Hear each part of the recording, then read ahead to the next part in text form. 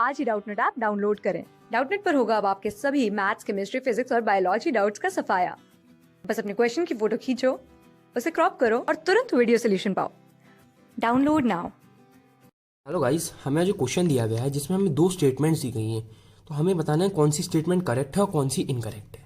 तो आइए हम स्टेटमेंट्स पढ़ते हैं। तो पहली स्टेटमेंट हमें दी गई है, if the principal argument of a complex number z is theta, the principal argument of z square is 2 theta. और स्टेटमेंट 2 है, argument of z square is equal to 2 times argument of z। तो आइए हम इसका solution देखते हैं।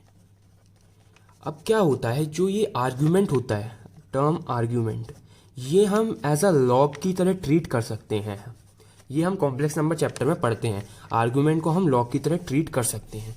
तो अब हम क्या कर सकते हैं, जैसे हमारा लॉग की कुछ प्रॉपर्टी होती हैं, log of x into y is equals to log x plus log y, ये हम लिख सकते हैं।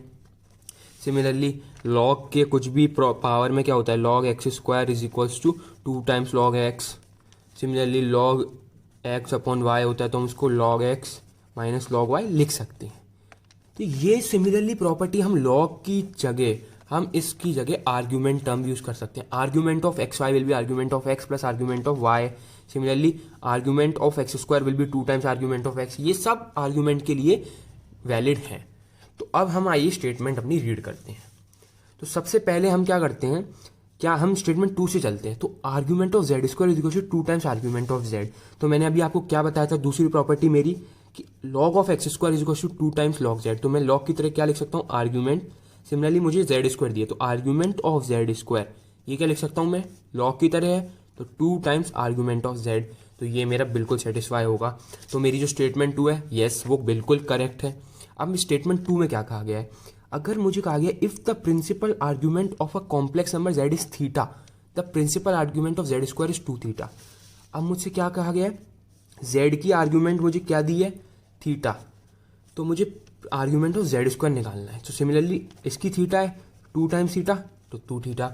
जो मुझसे स्टेटमेंट 1 में कहा था कि z स्क्वायर की आर्ग्यूमेंट 2 थीटा है, तो z स्क्वायर का मुझे क्या कहा था, 2 थीटा। तो मेरी स्टेटमेंट 1 भी करेक्ट है। तो जो मेरा आंसर दिया है, स्टेटमेंट 1 और स्टेटमेंट 2 दोनों ही करेक्ट स्टेटमेंट्स हैं। और मैं ये भी एक चीज़ कह सकता हूँ कि स्टेटमेंट 2 जो है करेक्ट एक्सप्लेनेशन है स्टेटमेंट 1 का, क्योंकि यही प्रॉपर्टी फॉलो करके ही तो मेरा आंसर आ रहा है। तो मेरी स्टेटमेंट, तो मैं कह सकता हूँ कि statement 1 and statement 2 is correct and statement 2 is the correct explanation of statement 1।